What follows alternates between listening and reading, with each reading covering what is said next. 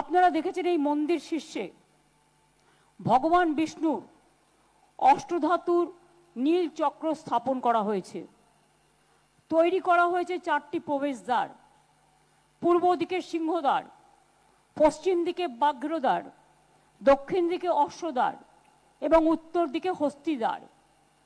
এতে বিমান, গর্ভগৃহ, জগমোহন, নাটমন্দির, ভোজমণ্ডপ, গোপুরম এবং অন্যান্য প্রয়োজনীয় মন্দির সবই তৈরি করা হয়েছে। চৈতন্য দ্বারও তৈরি করা হয়েছে। রত্নবেদীর ওপর ভগবান জগন্নাথ, ভগবান বলভদ্র এবং দেবী সুভদ্রার পাথরের তৈরি বিগ্রহ যেমন আছে, তেমনি নিম কাঠের তৈরি জগন্নাথ, বলরাম, সুভদ্রাও আছেন। দারুমূর্তি প্রতিদিন সেটিতে পূজিত হবে। মন্দির চত্বরকে কেন্দ্র করে প্রায় 500-র বেশি গাছ লাগানো হয়েছে।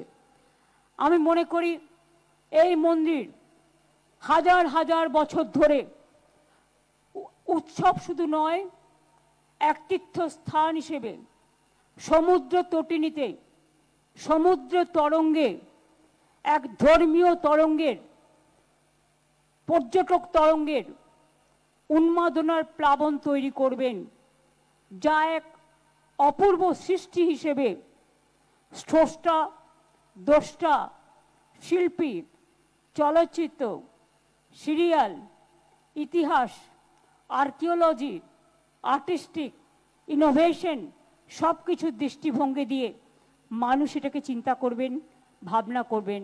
সবাইকে আহ্বান জানা যায়, সবাইকে রবীন্দ্রনাথ ঠাকুরের ভাষায় বলি, সবারই করি আহ্বান, সবাই আসুন।